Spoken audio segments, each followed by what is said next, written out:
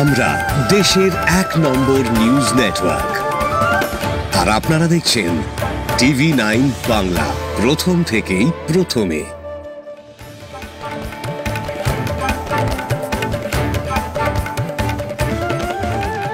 সুনামগঞ্জের তাহিরপুর হাওড়াঞ্চলে স্বাস্থ্যসেবা পৌঁছে দেওয়ার জন্য কমিউনিটি ক্লিনিক তৈরি করা হয়েছে, কিন্তু অনেক ক্লিনিকেরই সংযোগ রাস্তা নেই।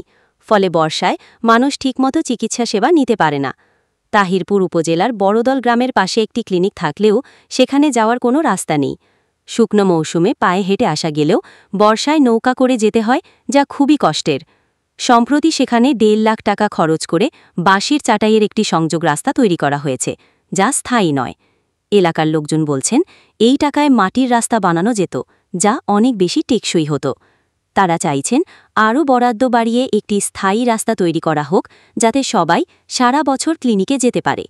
উপজেলা স্বাস্থ্য পরিদর্শক বিকাশ রঞ্জন সরকারও বলেছেন, বাঁশের চাকও অস্থায়ী সমাধান। আগামী শুকনো মৌসুমে একটি স্থায়ী ব্যবস্থা নেওয়া হলে এলাকার মানুষজন অনেক উপকৃত হবে। তাহিরপুর উপজেলা কর্মকর্তা আবুল হাসেম জানিয়েছেন, মানুষের আবেদনের পরিপ্রেক্ষিতে বাঁশের চাটাইয়ের ব্যবস্থা করা হয়েছে, যাতে বর্ষায় তারা ক্লিনিকে যেতে পারে।